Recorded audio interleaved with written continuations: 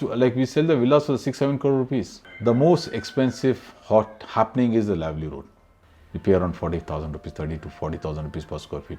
The average cost of a 3 BHK in Bangalore is 1.25 crores.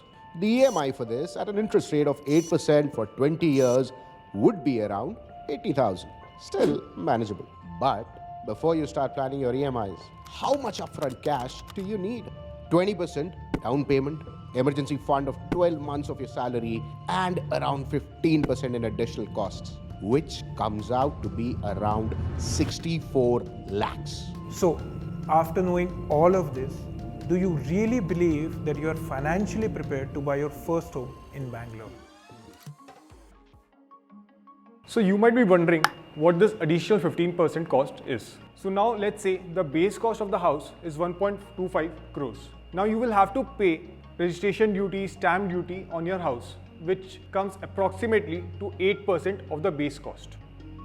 Additionally, you will have to pay interior cost, which works out to be a bare minimum of 7% of your base cost. So now what will be the final cost? 1.25 crore plus this additional cost, which works out to be 1.44 crores approximately.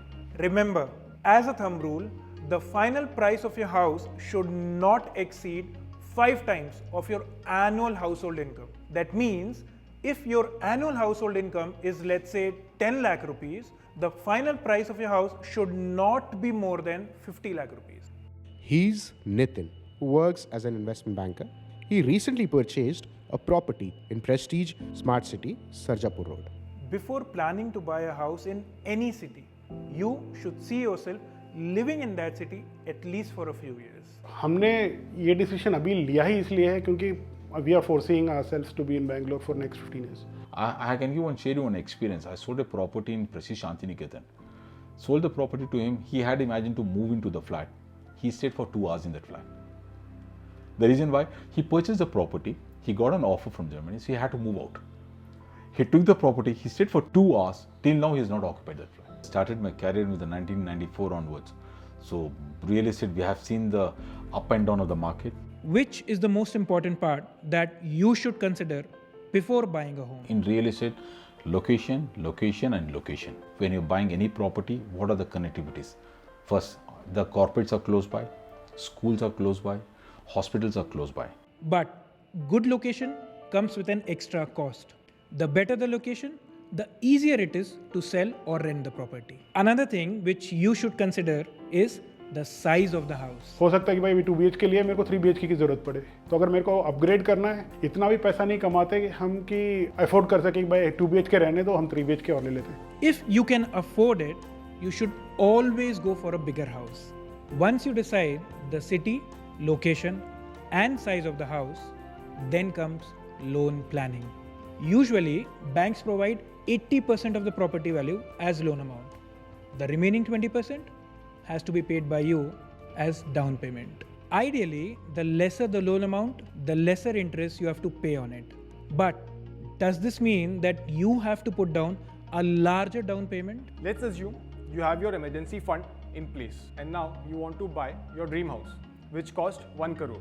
Now you can take a loan of 80 lakhs and pay a down payment of 20 lakhs. Say you have this down payment value of 20 lakhs and additionally you have a surplus of 20 lakhs. So you have in total 40 lakhs. Now what you can do, you can use this entire 40 lakhs to make the down payment and take a loan of just 60 lakhs.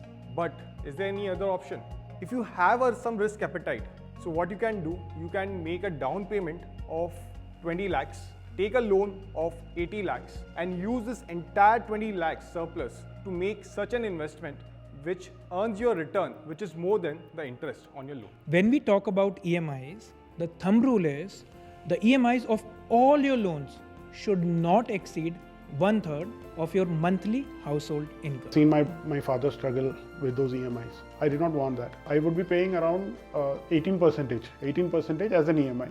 We usually are of the opinion that a shorter tenure on your home loan or any loan for that matter is the easiest way to save interest.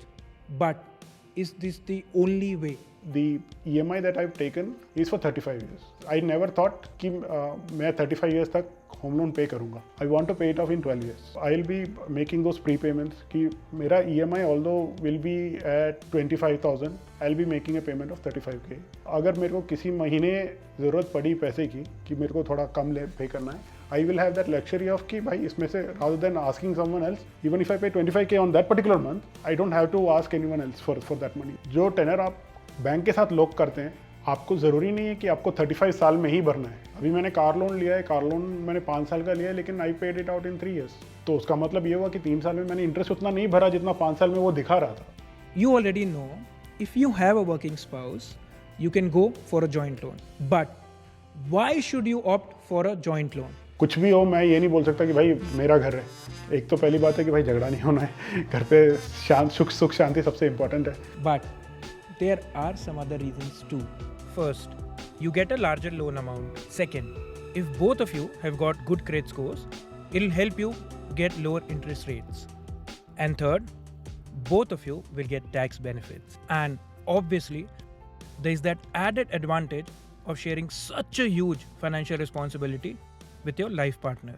There's a saying, hope for the best, but prepare for the worst. I hope all your plans come true, but what if they don't? If one of us is not anymore, then it will be covered कि बाकी जो पैसा रहेगा वो gets waived off or paid off kind of a thing. For that one, whatever premium comes in, I think it comes around 500 or 600 per month. I'm ready to pay that. Besides this, you can also go for a term insurance, which is at least 2 times of your loan amount. मेरे कुछ दोस्त हैं जिन्होंने 30 लाख रुपए spend किए लेकिन उनको घर कभी मिला नहीं क्योंकि बिल्डर भाग गया. So, if you don't want to get cheated, like this person who just Nitin mentioned here, then there are few things you can do. Number one, always go for RERA approved projects. Now, what is RERA? RERA is a specific regulation which has been made for protection of home buyers in the country, commercial and residential properties. So, if it is a RERA approved project, there are certain things which builders can and cannot do which will protect you. With the RERA, they can go and fight to the RERA department. If I do something wrong, I'll lose my license, I can't do business. I'll be the blacklist, not with the client, with my all builders. One key factor which will help you and save your money is that whatever money you are paying to the builder for that project, it goes into a separate escrow account. Now, the builder has to use the 70% of those amounts only for the construction of this particular project. They cannot remove it, withdraw it, or use it for any other purposes. So rest assured, your money is safe.